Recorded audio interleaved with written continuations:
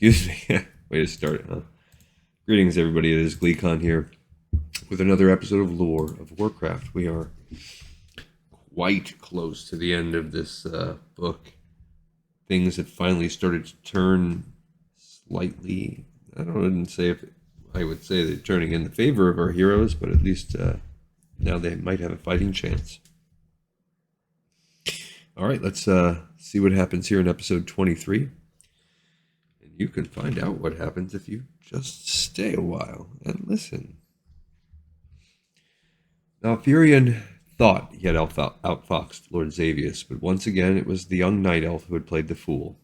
What had made him think that the counselor would continue to hunt for him through the stairways and corridors when clearly Malfurion would want to return to the tower and complete his mission? It would be his final mistake. Lord Xavius was a gifted sorcerer with the power of the well upon which to draw. Malfurion had learned much from his Shando, but not enough, it seemed, to stand up to such a deadly foe. And Lord Xavius was aware of that as well. Yet in Malfurion's head suddenly came a voice, not the voice from within the portal, but rather that of the mysterious Krasis, who Malfurion had long thought had abandoned him. That should be whom? Malfurion, our strength is your strength. As you did in the crystal, draw upon the love and friendship of those who know you, and draw from the determination of those like myself who stand with them for you. Not all of what he said made perfect sense to the Night Elf, but the essence of it was clear. He sensed not only Tyrande and Krasis, but also Brox now. The three opened up their minds, their souls, to Malfurion, giving to him whatever strength he needed. You are a druid, Malfurion, perhaps the first of your kind. You draw from the world, from nature, and are not we all a part of both? Draw from us as well. Malfurion obeyed, and just barely in time, Lord Xavius cast his spell. It should have left little trace of Malfurion's dream self. The younger Night Elf raised his hand to ward off the evil attack, but he did not expect his powers to be sufficient even now. The counselor's previous assault had weakened him badly, but the spell never struck. The attack was dismissed as easily as if Malfurion had brushed away a gnat from his face. Rise up, Krasis urged. Rise up and do what must be done. I wonder if it's like a silence or something that he cast, or not the silence, whatever it is that the druid version of that is. Sunlight or something. He did not mean that Malfurion should do battle with the counselor. That would be a dangerous waste of time. Instead, the Night Elf had to finish what he had started. Malfurion struck at the shield spell. The array shifted out of sequence. Two of the Highborn hurried to adjust it, but the floor beneath their feet suddenly gave way as the stones there acted on Malfurion's silent request to cease their natural tendency to be strong and hold things together. With a scream, the pair dropped from sight. I don't know what spell that is. Some kind of like an earthquake or something. A sinkhole? I guess it doesn't all have to be like tied into character powers. Lord Xavius struck angrily at Malfurion, enshrouding him in a vapor that clung to the latter's dream form and tried to eat away at it. Malfurion struggled at first, but the combined strength of Tyrande, Brox, and Krasis steeled him again. He quickly summoned a wind that assailed the vapor, scattering it. And while Malfurion dealt with the vapor, Xavius took the opportunity to restore the shield spell to some order. He then turned toward his adversary, his next intent obvious. Malfurion grew frustrated. This could not go on indefinitely. Eventually, he would either lose or be forced to flee. Something had to change, and quickly. He spun, but not toward either the array or Lord Xavius. Instead, Malfurion now faced the portal. Again, he called upon the wind, this time asking it to prove it was strong enough to push about more than simple vapor. Malfurion eyed the Highborn in particular, daring the wind to show what it could do. And within their sanctum, the sorcerers suddenly found themselves assaulted by a gale. 3 of their number were quickly thrown across the chamber, where they struck the opposing wall hard. As they fell, another stumbled away from the pattern, then tumbled over one of the still forms. The rest bent low, seeking to keep from the wind's full wrath, yet despite no more falling prey, it was clear that the losses already suffered had put a strain on the survivors, for the portal shimmered and twisted dangerously. The sense of evil that Malfurion had felt lessened. Fiery hands suddenly seized him by the back of the neck, throttling Malfurion. They burned into Malfurion's dream form as if into his own flesh, causing him to unleash a scream that, despite its intensity, only his attacker could hear. "The power of the Great One is with me," roared the Queen's advisor with much satisfaction. "You are no match for us both." Indeed, Malfurion felt the evil reaching out again from the shifting portal. While still not as potent as when it had sought to turn him to the Highborn's side, it added much to the counselor's already fearsome might. Against it, even the strength Malfurion received from the three proved insufficient. Deronda. He did not try to summon the priestess, only feared in his mind that he might never see her again, never be near her. The voice of Krasis suddenly filled his head again. Courage, Druid. There is another of us who has been waiting for just this moment. A fourth presence intruded, immediately adding itself to those strengthening Malfurion. Like Krasis, it was a being far superior to a mere night elf. He sensed a weakness in it, but compared to any of Malfurion's own kind, such weakness was minute, laughable. Oddly, it almost felt as if the new presence was the twin of Krasis, for they were so much alike in feel that at first he had some trouble differentiating between the pair. Even the new voice in his head reminded him much of Krasis. I am Corielstra's, and I freely give what I have. Their gifts were those with which nature had endowed them. The added presence of Corielstra's multiplied Malfurion's will 100-fold, giving him hope such as he had never had. You are a druid, Krasis reminded him yet again. The world is your strength. Malfurion felt invigorated. Now he sensed not only his distant companions, but the stones, the wind, the clouds, the earth, the trees, everything. Malfurion was nearly overwhelmed by the fury the world radiated now. The evil thus far perpetrated by the Highborn and the demons offended the elements as nothing ever had before. I promised I would do what I could, he said to them. Grant me your strength as well, and it will be done. To Malfurion this took place over what felt like an eternity, but when he at last glanced at Lord Xavius, he saw that only a second at most had perhaps passed. The counselor stood almost as if frozen, his expression sluggishly altering as he prepared, with the power of his master behind him, to finally destroy his ghostly adversary. Malfurion smiled at the other night elf's folly. He raised his hands to the hidden sky and called upon its might. Outside, thunder roared. The Highborn around the portal and the array faltered again, aware that this was not a part of their work. Even Lord Xavius frowned. And suddenly the palace tower shook, then exploded. Captain Verothan knelt before Ajara, his helmet carried in the crook of his arm. You summoned me, my glorious queen. Two of Ajara's servants brushed her luxurious hair, something she had them do several times a day to keep it fluffed and perfect. While they performed this task, she amused herself with sampling the exotic scents brought to her recently by traders. Yes, Captain. I wondered what that noise was coming from above. It sounded as if it originated from the tower. Is there some trouble of which I have not been informed? The male night elf shrugged. None that I am aware of, light of 1,000 moons. Perhaps it is the prelude to the great Sargeras' entrance. You think so? Her eyes lit up. How wonderful. She waved him off. In that case, I should be prepared. Surely we are in for a wonderful event. As you say, glory of all people. As you say. The captain rose, replacing his helmet on his head. He hesitated. Would you like me to investigate, just to be certain? No, I am certain you are correct. By all means do not bother Lord Xavius. Ajara sniffed another vial. The scent made her blood race in ways she enjoyed. Perhaps she would wear this one when she met the god. After all, I am certain the good counselor has everything in hand. The top half of the tower chamber had been sheared off, the lightning bolts sent by the heavens ripping it away and sending the roof and more hurtling into the black well below. Several large chunks of stone had collapsed into the room, killing two of the Highborn and scattering most of the rest. The shield array and the portals still stood, but both had been badly weakened. Shrieking winds tore at those within. One sorcerer, thrown near the edge by the blast, made the mistake of rising. The winds caught this robed form, carrying him backward. With a pathetic shriek, he followed the top of the tower down into the well. An intense downpour battered at the survivors. Still struggling to keep their spells intact, the Highborn fell to their knees. This did little to preserve them, though, so severe was the storm. Only two figures remained untouched by the elements. One was Malfurion, his dream form allowing the wind and rain to pass through harmlessly. The other was Lord Xavius, protected not only by the power he drew from the well, but by the evil still managing to leak through from the dark vortex. Impressive, shouted the counselor, if in the end futile, my young friend. You have but the power of the well upon... Oh.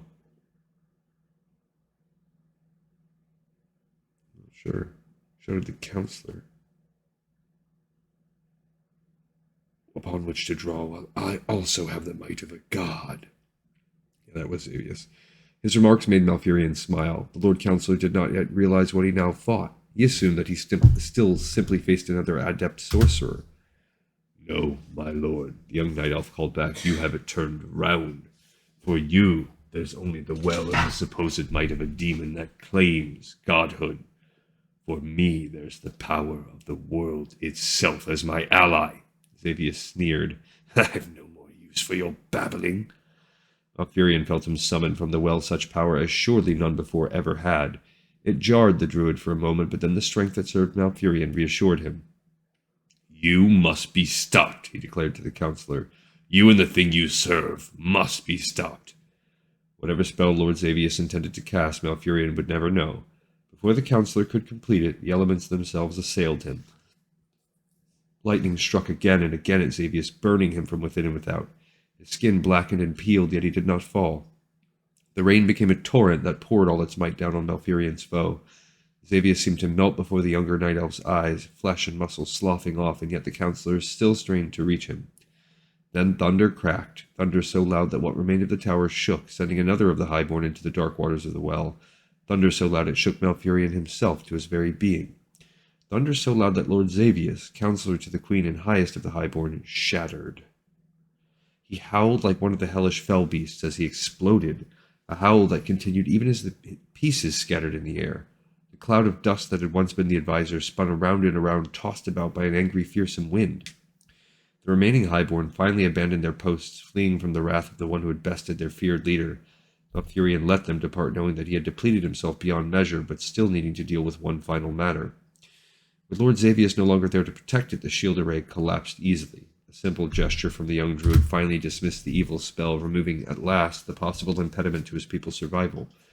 He only prayed that it was not already too late. At last he returned his attention to the portal. It was but a faint shadow of itself, a mere hole in reality. Malfurion glared at it, knowing that he could not permanently seal off his world from the evil within, but he could at least give it some respite. You delay the inevitable, came the voice he dreaded. I will devour your world, just as I have so many others. You'll find us a sour treat, Malfurion retorted. Once again he unleashed the elements. The rain washed away the precious pattern over which the portal floated. Bolt after bolt of lightning struck the very center of the hole, forcing that within to retreat further. The wind swirled around the weakened spell, tearing away at it with the intensity of a fierce twister. And the earth shook, finally succeeded in breaking up the last bits of foundation left to the high tower.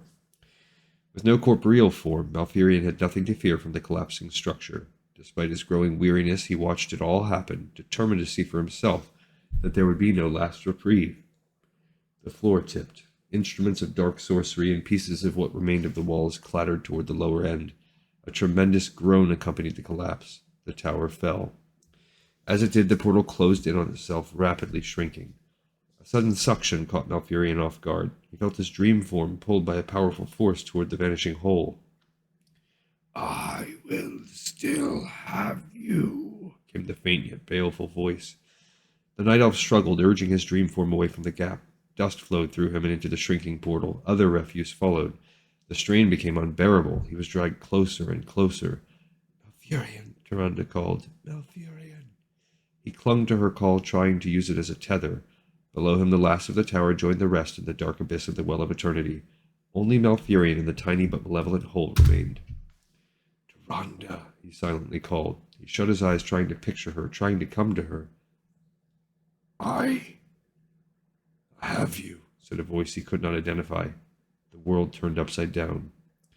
Manaroth felt the loss. Manaroth felt the emptiness even before it happened. The huge bestial commander paused in the rear of the horde, turning his ugly tusked head in the direction of the tower that was no longer there. No! He roared. Ronan felt it. He felt the sudden surge of power, the surge of strength. He suddenly imagined himself able to build worlds, take the stars from the heavens and rearrange them to his desire. He was invincible, omnipotent. The spell sealing off the Well of Eternity had been destroyed. Immediately he looked to Illidan to see if the young night elf had sensed the same. Ronan need not have feared, though, for Illidan clearly had experienced the same rush of strength as he had. In fact, not only did the Moon Guard all look strong and ready, but so did the rest of the defenders as well.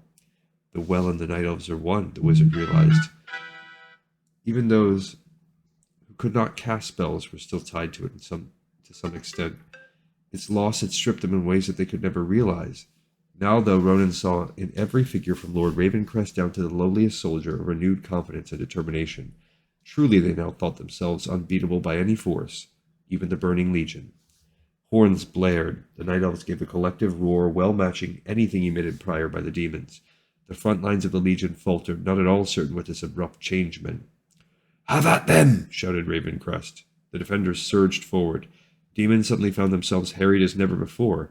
Fell beasts were slaughtered before they could make their way back to the horde. Tusked warriors dropped one after another as each time the Night Elves' blades sank true.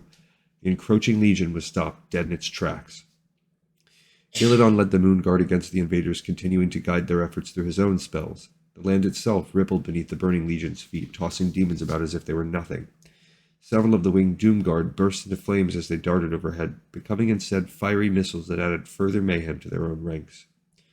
Ronan did not stay out of the battle either. With the memories of all those who had died this day and all those who would perish in the future war in mind, he struck again and again at the ones responsible. An Eredar warlock who foolishly sought to match him was enveloped by his own robes, which twisted tightly until they snapped the demon in twain. From the wizard then came a punishing series of blue lightning bolts that methodically hunted down other spellcasters among the legion, leaving behind only slight piles of ash to mark the former foes.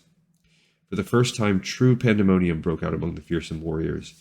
This was not the battle expected, the bloodshed desired. There was nothing here now save their own deaths, a prospect even the demons found daunting. Their lines buckled, the Night Elves pushed forward. "We have them now," shouted Lord Ravencrest. "Give them no quarter!" The defenders rallied further around his cry. Despite the imposing size of the invaders, the Night Elves advanced undaunted. And Ronan and Illidan continued to pave the way to victory. The wizard looked up, spying several of the savage infernals plummeting toward the defenders. As ever, the fiery demons were rolled up into balls, dropping like boulders to create the most disastrous results. For once, Ronan made use of Illidan's tactics. With the well from which to draw, he created a huge golden barrier in the sky, one which the infernals could not avoid. The barrier was not simply a wall, however, for Ronan had another purpose in mind. He shaped it according to those desires, curving and enforcing those demons who crashed into it to bounce instead in the direction he chose, the very midst of their own army. Even the bolts he had cast down upon the demons earlier could not have done as much devastation as the fearsome behemoths did now. More than 24 infernals struck the Legion's center at various points, decimating the ranks and creating huge smoking craters. The bodies of the enemy flew everywhere, crashing down upon others and multiplying the damage tenfold. From far to his side, the wizard heard triumphant laughter. Illidan clapped his hands in honor of the human's successful effort, then pointed at the harried enemy. A part of the Burning Legion's left flank suddenly floundered, many immediately sinking to their knees. The solid earth below them had become as soup, and the heavy armored forms of the demons could do nothing but plunge beneath its surface like stones. A few struggled, but in the end, any who had the misfortune of being where Illidan had cast vanished. With a wave of his hand, the young night elf re-solidified the earth, erasing all trace of his victims. He then turned back to Ronan, and with a grand flourish bowed to the wizard. Ronan kept his expression set, only nodding again. If nothing else, Illidan surely kept the demons at bay. At last, under such brutal assault, the Burning Legion did the only thing it could do, retreat en masse. There was no horn, no call. The demons simply began to back away. They kept a semblance of order, but clearly it was all their commanders could do to maintain that much. Even still, they did not move fast enough to suit the defenders, who took full advantage of the victory. The Moon Guard in particular savored the turn of events. They hunted the fell beasts, especially turning some into gnarled bits of wood, others into rodents. Several simply burst into flames as they ran, their tails between their legs, for the questionable safety of the Legion ranks. Here and there pockets of resistance remained, but those were quickly whittled down by the eager soldiers. Felguard lay everywhere. Ronan had no doubt that each night elf thought about the countless dead the Burning Legion had already left in its wake. There had to have been many friends and loved ones among Zinajari's victims. However, one cause for which the Night Elves continued to fight concerned the wizard. Even now Ravencrest shouted her name, using it to further rally the troops. "For Azara! For the Queen! We ride to her rescue!" Ronan had heard Malfurion's suggestion that the Queen was likely as complicit in the slaughter as most believed her counselor and the Highborn were, and he suspected that to be the truth. The wizard could only keep telling himself that the truth would come out, and if and when they reached the palace. Back and back the Burning Legion went edging into the very borders of the ruined capital. They died in droves, they died by weapon or wizardry, but they died. The battle raged unceasingly through the darkness, the ground buried under the corpses of the fiendish invaders. Perhaps it would have gone on. Perhaps they could have taken the fight into Zinajara itself and even reached the palace, but as day forced its will upon night, the defenders at last flagged. They had given their all in an effort well worth praise, but even Lord Ravencrest saw that to go on would put the Night Elves at more risk than they could afford. His expression reluctant, he nonetheless signaled the horns to sound the halt. As the horns called, Illidan's expression grew cross. He tried to make the Moon Guard follow him forward, but while some seemed eager enough, all clearly had spent themselves of their physical energy. Ronan, too, was exhausted. True, he could still cast spells of great destruction, but his body was covered in sweat, and he felt faintness in his head if he moved too quickly. His concentration slipped more and more. Illidan aside, the rest of the Night Elves knew that they could go no further, not in the daylight, but that did not take away from what they had accomplished. True, the threat had not been removed, but they now saw that the demons were limited. They could be slain, they could be driven back. The commander quickly sought volunteers to ride out through the various parts of the Night Elf realm, their mission of two purposes. They were to rally those they found in order to create yet a vaster force, a multi-pronged defense with which to meet the next assault of the Burning Legion, for surely there would be one, and also to see the extent of the devastation elsewhere. In addition to that effort, the noble also immediately set his personal sorcerer, Illidan, in charge of the Moon Guard already with them. There was some mild protest from those most senior among the survivors, but a simple show of power in the form of one last harsh explosion among the retreating demons quickly silenced the young spellcaster's critics. Pleased with his new status, Illidan sought out Ronan to tell him. The wizard nodded politely on the one hand, wondering if he had ever been so enthusiastic when younger, and on the other, worried about how Illidan's new status would affect his personality. Illidan had greater potential yet than what had so far been revealed, but his recklessness was a trap that could create of him a danger in its own way as deadly as the Burning Legion. Ronan vowed to keep an eye on his counterpart. Left alone again, the one human among the Night Elves slowly surveyed the force that had been arrayed against the demons. Sunlight made their armor glitter, giving the host an epic appearance. They looked and acted as if they could defeat any enemy. Despite that, however, Ronan remained aware that they needed a far greater force if they hoped to win the final struggle. History said that victory was ensured, but too many factors, himself included, now muddied the outcome. Worse, the Burning Legion was well aware of the magical might against them. They would be seeking the wizard and Illidan more now. Ronan had been the target of the demons and their allies in his own time. He did not look forward to repeating that situation. And what of the one most responsible for this night's success? Not Ronan, not Illidan, not all the Moon Guard or Lord Ravencrest and his legions. None of them was the real reason for victory.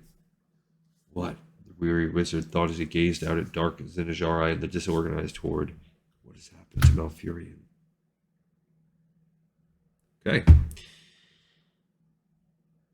So this chapter, more than any other, I think, as the tide's fully shifted, the Burning Legion is en route here.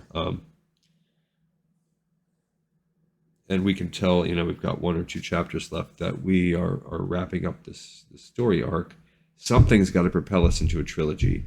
We know certain things from a lore perspective that are still to happen. So, one, we know Xavius is not fully gone because he is the head among the satyrs. So when the evil satyr race is created, Xavius he's the leader. So the transformation and the power of Xavius in that new form is still to come. We know that Illidan is going to get jealous of Tyranda's affections for Malfurion, and that's going to cause him to seek out a new form of power and create a downfall where he's temporarily evil, and will eventually cause him to become the first demon hunter and to create that. We also know that the evolution of the druid form of Malfurion to where he can shapeshift and do the other things druids can do, that's still to come.